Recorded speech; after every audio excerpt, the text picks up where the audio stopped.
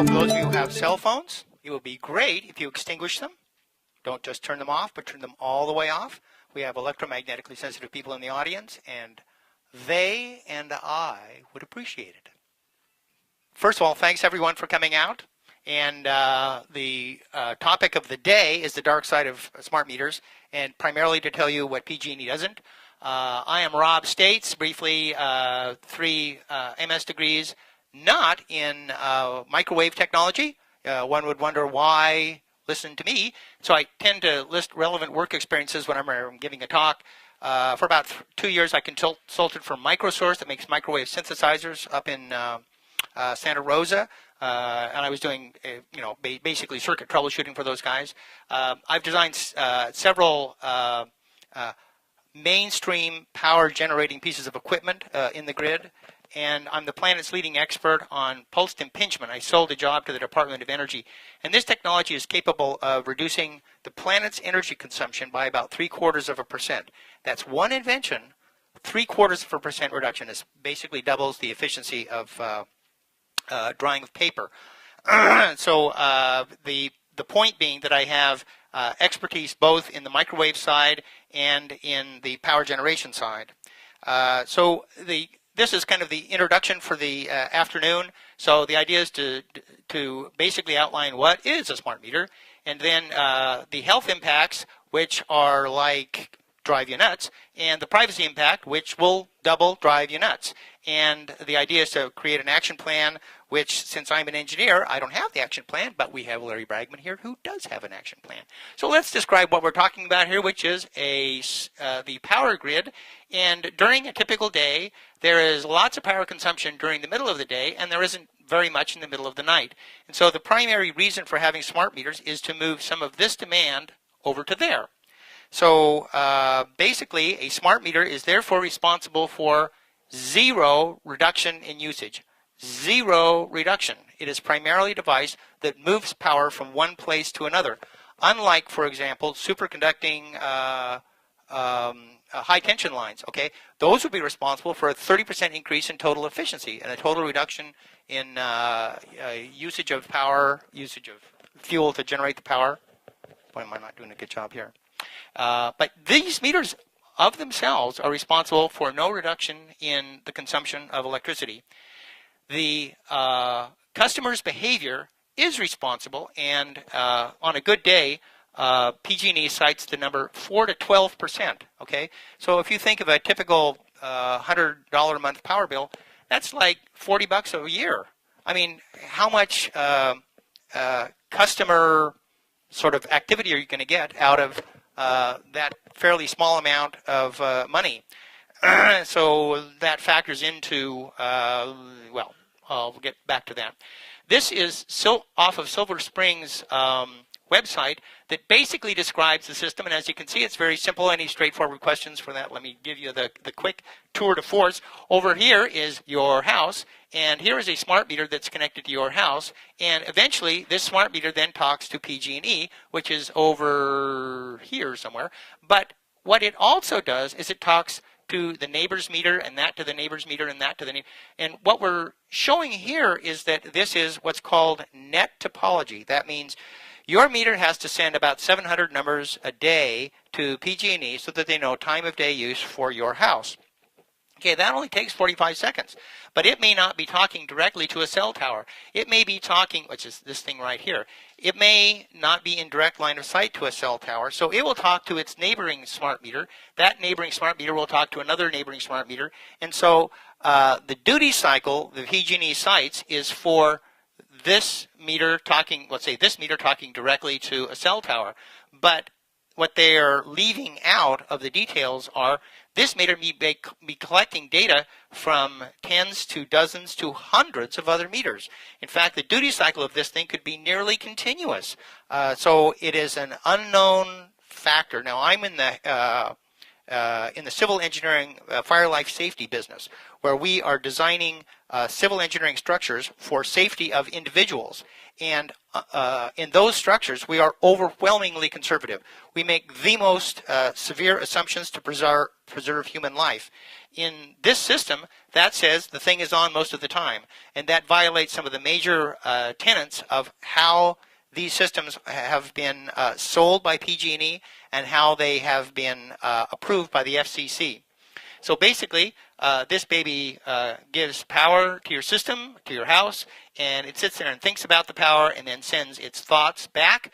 Let's say, and this smart meter also has a second channel of communication where it talks directly to what are called smart enabled appliances inside of your house. And currently there are none or virtually few smart appliances, but the CPUC wants to change that. This is the radiation pattern from a typical smart meter. They have what is called a dipole antenna, and it radiates radially. So if the antenna is like this, it radiates out this way and doesn't radiate very much out this way. And this is required so that it can both talk to a cell tower, which may be slightly above it but at a shallow angle, or to a neighboring smart meter, which would be a lateral communication. But what is in the lateral distance between this meter and the next smart meter? That's people, that's houses. That the majority of the radiation that comes off of this is not for communication. It's wasted radiation that goes to individuals and structures in the general vicinity. Cell phones use this style of antenna exclusively, and part of it goes directly into your head, which is a major concern. If you read the fine print on an iPhone, it says always use the iPhone 5/8 of an inch away from your head.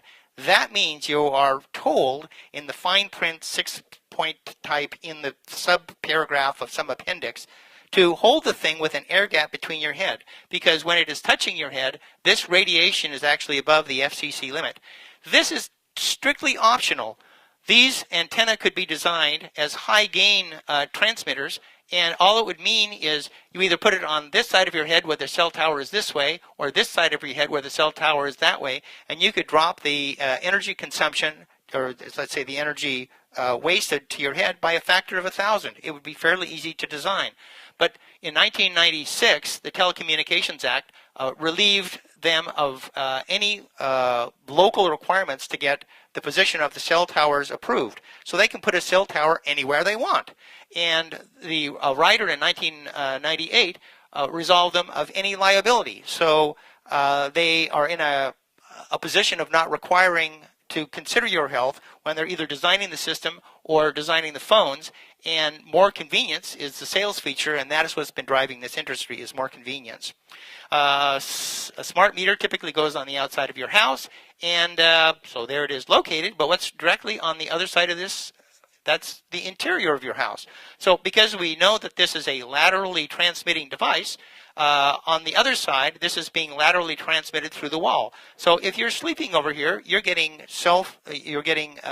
radiation from this meter, 8 hours a day. If this is your office, a high occupancy area, the exposure could be substantial. So let's discuss the health ramifications of this piece of equipment.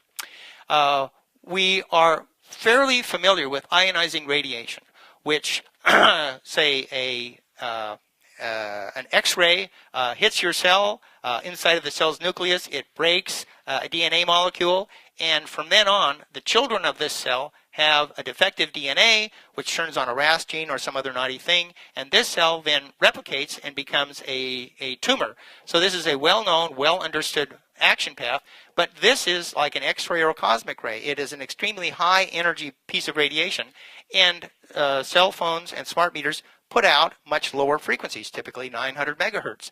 And so we are assured by some scientists that ionizing radiation is required for this. But in fact, non-ionizing radiation disrupts van der Waals bonds, and that is the major bond during creation of proteins and replication of DNA.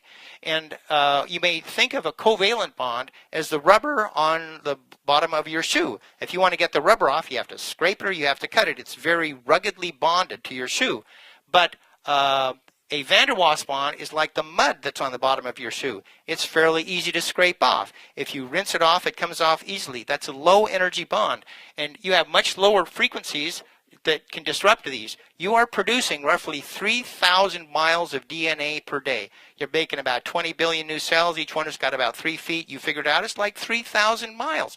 You're zipping this stuff out like crazy. And every time there is a disruption from RF radiation, you are running the risk of creating an error either in DNA transcription or in the creation of a protein. This fuzzy slide is looking at an individual who is sensitive to microwave radiation. In this case, the person is talking on a 900 megahertz handheld phone. That means it's not even a cell phone. It's a phone that only talks to a base station that's a few feet away, and it's a convenience so that you don't have a wire. This is a normal person, and when they talk on this 900 megahertz phone, there is virtually no change in their physiological condition. But this person, their heart rate goes from roughly 68 up to 122, and the heart rate becomes irregular. And as soon as you turn the phone off, they return to normal sinus rhythm. This is one of many sensitivity issues with microwave radiation. This is a normal person. This is a sensitive person. How many sensitive people are there in a general population? And this Swedish study indicates that there's roughly 3% of the population that is severely sensitive to microwave radiation. And you put smart meters in a residential area, and these people either have to move or they have to heavily shield their houses. 35% of the population is moderately sensitive. So we are in a gray area here where the impact on property values and the impact on the population in general is relatively significant. This is a study done in Spain where directly underneath a cell tower they are mapping out as a function of distance, and this is 300 meters, so that's like 1/8 of a mile, something like that, about 1,000 feet, from close to that far away from a cell tower, the various psychological and physical symptoms that people experience. And right underneath the cell tower, we're looking at 80%, 70+% of the people experience fatigue, drowsiness, headaches, discomfort feelings, depression. So even the existing cell towers are generating significant problems, health problems for people nearby. This is a quick example of what we're dealing with in the case of an industry that's generating $500 billion worth of market revenue a year. This is a Reuters news service, October 13th, 2009, just last year, and they were reporting on a South Korean study that studied the links between mobile phones and tumors. And at 4 o'clock in the afternoon, the Reuters news feed said, high-quality studies often show potential cancer link. Underneath that, the second bullet said, industry-funded studies most likely to show no link. Then you read the data that this study verifies these conclusions. At 6 o'clock, only 2 hours later, these two bullets were compressed into a single bullet and changed to read, it found no significant association between the risk of tumors and overall use of mobile phones, including cellular and portable phones. Basically, a 180-degree change, and as you can see, only 2 hours later, this is the power of the cell phone industry. We see this time and again in the cell phone industry, in the smart meter industry, that we're seeing a lot more industry spin than we are hard science. This is the most complicated slide that I've placed today, and it is the most important. So allow me to dissect this, give you the importance of what this is. Over here is a map of San Francisco. The peninsula is on the bottom, Golden Gate Bridge is on the top, and as you can see, there is a plus. Okay? The middle of that plus is the Sutro Tower. You can see the Sutro Tower up on the top. That thing pumps out the better part of 20 megawatts of radiated energy into the environment. It radiates AM radio, FM radio, and television. From the period 1973 to 1988, it was the primary source of RF radiation to everyone on that peninsula. What's good about that? A, I don't want to live there, but B, it is a fabulous test tube. You know the exact dose based on where people live. There are 123 people in this study, children under the age of 21, that have contracted either leukemia, lymphoma, or glioma, basically the most common cancers of children under the age of 21. And these little stars indicate where they lived. And they are pretty much all over all over the peninsula. Okay, they are not concentrated underneath the Sutro Tower. They are fairly evenly distributed all over. Okay, and this is a plot of the radiation they received from the Sutro Tower and those children's prevalency compared to the general population of these cancers. And we see that if you're directly under the Sutro Tower, you have an 18-fold chance of getting childhood leukemia. Not 18%, 18-fold. An 18,000% increase in the prevalency of cancer directly underneath the Sutro Tower. As you go away from the Sutro Tower up to the coast, which is 5 kilometers away, you are still at 4 times a 4-fold increase in the prevalency of childhood leukemia. This gorgeous correlation persists for all 4 of the diseases studied. In other words, this is a disease of RF radiation. There are no other cofactors. It doesn't matter what your genetic background is. It doesn't matter your socioeconomic position. It doesn't matter toxics that you're exposed to. What matters is where you live on the peninsula and the amount of RF radiation that you receive. This is a plot of the RF radiation as you go from the Sutro Tower out. It is denominated in microwatts per square centimeter, which is sort of an industry standard. It's one of the power factor standards. So this is the number directly underneath the Sutro Tower that corresponds to this amplification. And out here at the edge of the peninsula, we are down in this range of, say, 0.1 to 1 microwatts per square centimeter. Okay? As we move over to this side of the plot, I have given you what the radiative power is of a typical smart meter at 1 foot, at 3 feet, at 30 feet, and at 92 feet. And what I'm asserting is I do not want to be this close to a smart meter.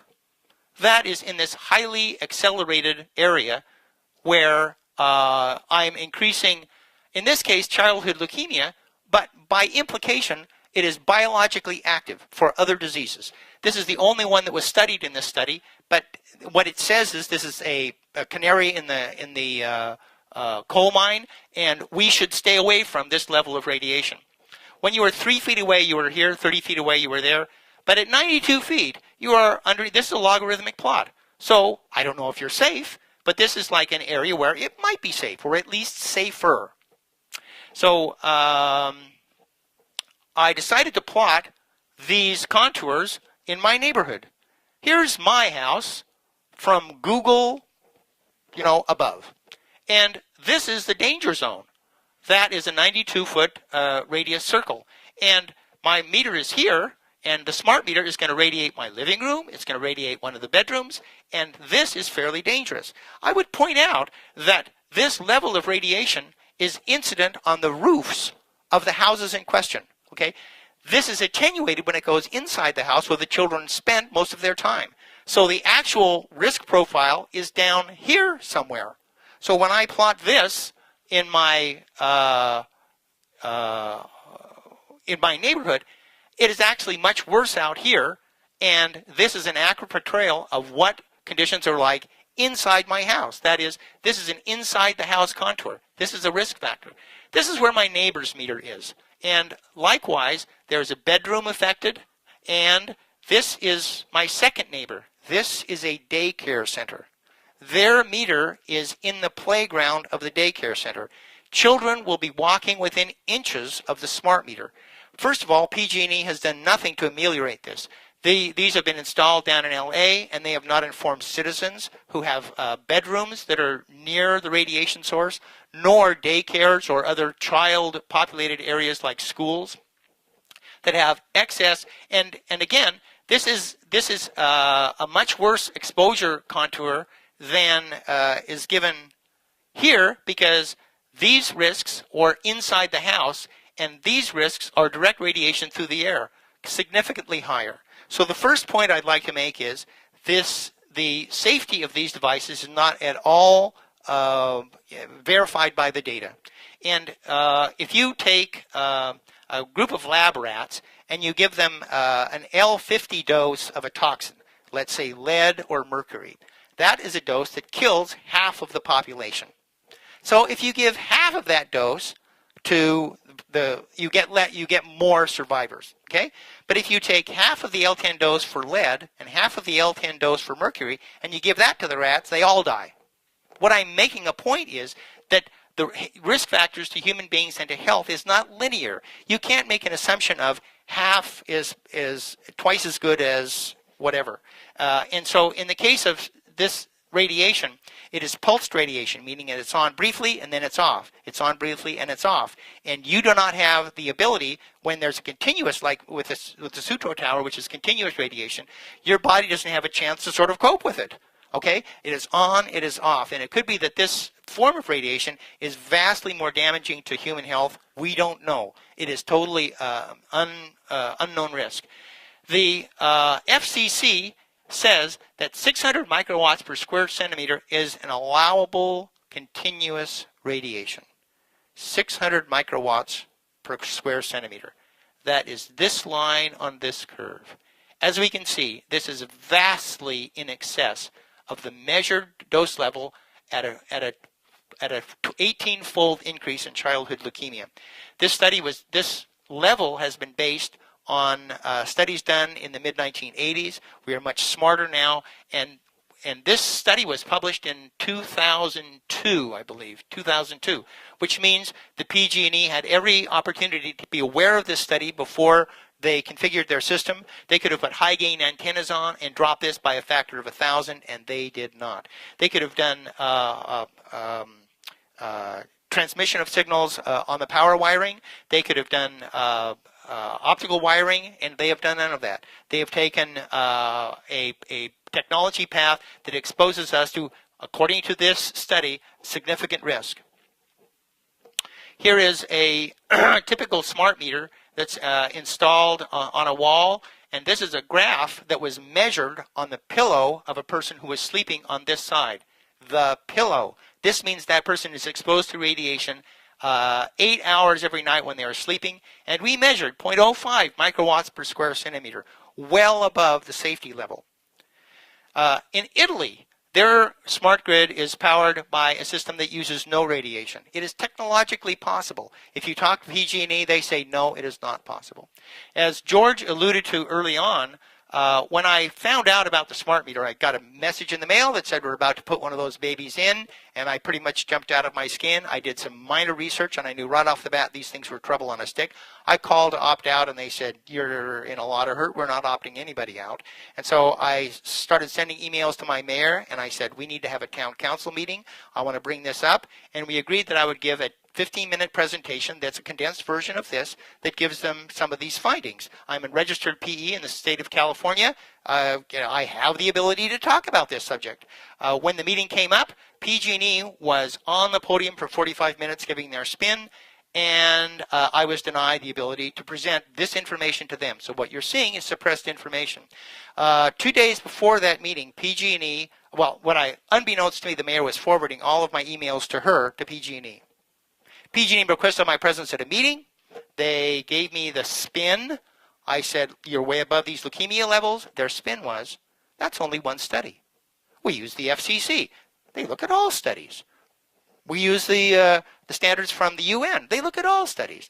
And they, as we'll hear from Mary Beth later on, there is significant insincerity in how the industry uses this.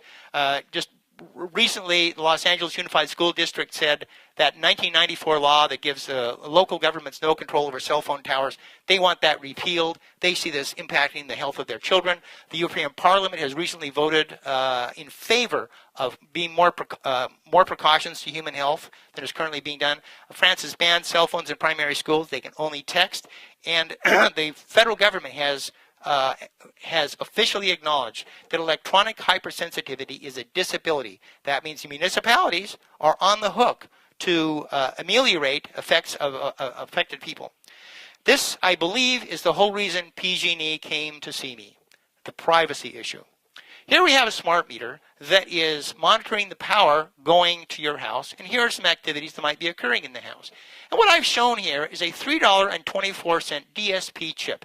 DSP stands for Digital Signal Processing. This is something that I learned at MIT. And for the better part of 9 years, I worked for Ingersoll Rand, and I designed digital signal filtering for industrial control systems. And what I mean by that is when you are putting power to a motor in an industrial process, by looking at the frequency characteristics of that motor, you can determine the health of the process. It's a great way to not have to put a probe inside of the process. All you have to do is watch the motor and infer what the process is doing. If I have a $3 chip inside of this, I can do a wealth of interesting things. For example, when you turn on a hairdryer, that's a series wound motor that has a 1800 watt heater attached to it. The signal for that is totally easy to spot. If I were to look at that in the Fourier transform domain, I could infer that at 5 o'clock in the morning or so, you turned on a dryer for 10 minutes, 8 minutes, 4 minutes, some number. When you turn on the fan in your bathroom, that is a fractional horsepower induction motor with a shaded pole start. Okay, again, fairly easy to spot. And the smart meter could therefore say, gee, at about 6:02 in the morning or 3 in the morning or whenever, you turned on the fan in your bathroom. Or here's a woman enjoying a vibrator. That is a DC motor with a variable speed drive and possibly a switching power supply. Okay, this is easily discernible, okay, from these other appliances. This woman turned it on for 20 minutes at 9 p.m. at night, okay? This meter is fully capable of keeping all of this information in its memory.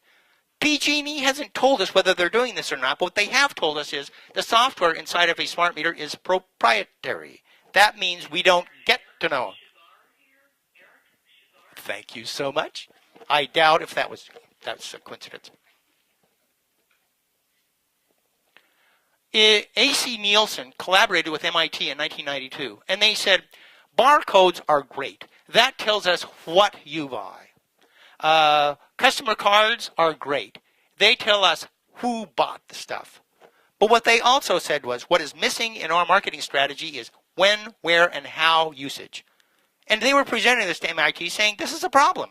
We do not know when, where, and how our products are being bought, how they're being used. If the smart meter supplies this information, I assert that this has an extraordinary amount of marketing value. This isn't a trivial bit of information that we can discount. There are people with a lot of money who want to know this. And PG&E is asserting, well, we're not doing it. But by the way, all the stuff that goes on inside of the meter is top secret. Here is, and if you think that's bad, they're just getting warmed up. Here is graphics from the industry itself talking about this link inside of the house. Smart meters talk directly to smart-enabled devices. It's like a Bluetooth, okay? And the CPUC has already committed to mandating that all appliances sold in California are smart-enabled, which means they will intelligently talk to your smart meter over what is something like a Bluetooth link. So that means when you're in the, here they are enjoying their smart meter in the entertainment room, it will be telling us devices that are on, what they're doing. Here's mom and daughter in the kitchen. Here they are preparing a healthy snack. And here we have where they're enjoying their smart meter in the bedroom. This is right out of their literature. Bold-faced. They're telling us this is the information that this meter will be privy to, far more detailed information than it is inferring from its own digital signal processing capabilities. We do not have a block diagram of that meter. We don't have the software that's used, and they are only alluding to the data that is being collected. In the meeting that I had with him, they described the data that they were collecting, but they did not allude to the fact that because this is a digital signal processing device, it can infer a great deal more. In addition to that data stream, which is currently uncontrolled. They're not talking about it. There's no law against them taking it based on how they're qualifying these devices legally. And in addition to that gaping hole in security, UC Berkeley professors agree that the security they're using just on the devices as they're currently described by PG&E, the security is insufficient. which means the data that they're collecting is like easy to hack and easy to broadcast to the rest of the world. The Fourth Amendment to the Constitution says, the right of the people to be secure in their persons, houses, and papers shall not be abridged. This thing is directly looking at the interior of your house if it collects this sort of information. This I have not given permission to PG&E to do, as no one in this room has, because they have not even asked for that permission. They are assuming that this meter is identical to the meter that they currently have a utility easement for. Okay? But the current meter, it sits on the side of the house, and I could care less if somebody walks up and looks at the numbers. Go ahead. Look at my neighbors. Have a blast. But I do not want this thing giving a diary of the internal activities in my home to the highest bidder. I'm in a court suit with my health insurance provider saying, listen here, you were supposed to cover my kidney disease. What's wrong? They stand in court and say, Your Honor, look at this information showing that this person was up in the middle of the night for months and months before they ever contracted with us for health insurance. They didn't disclose this to us. They're being ingenuine. And you can imagine the ramifications of this if this is being sold to the highest bidder. The CPUC's charter indicates that they are dedicated to having safe and reliable equipment. I doubt if that is supported by how this, by the preceding. TURN, the Utility Reform Network, agrees when they are basically providing a contrary opinion to the release of the smart meter equipment. I'm not doing too bad. They said that PG&E's business case for the analysis is overly optimistic. Like, you're going to get $40 a year, and you're going to do much for that? That's basically dinner and a movie. The demand response forecast is overly optimistic. They say meter reading could be accomplished with a less comprehensive system. Enough said. The action plan, I don't have one. Clearly, health is a problem. Clearly, privacy is a problem. But health is governed by two federal acts that are fairly onerous. Tobacco was legal for decades before we finally started turning the tide, reducing how much advertising they could do, requiring packaging labeling. We are in the same situation with electromagnetic sensitivity, that it's going to be a good 20 years before the data is in, before it's published in peer-reviewed journals. We've already got data that says there are health impacts, but the level of proof that's required by federal agencies, that's going to take longer to develop. So we're in a case of buyer beware.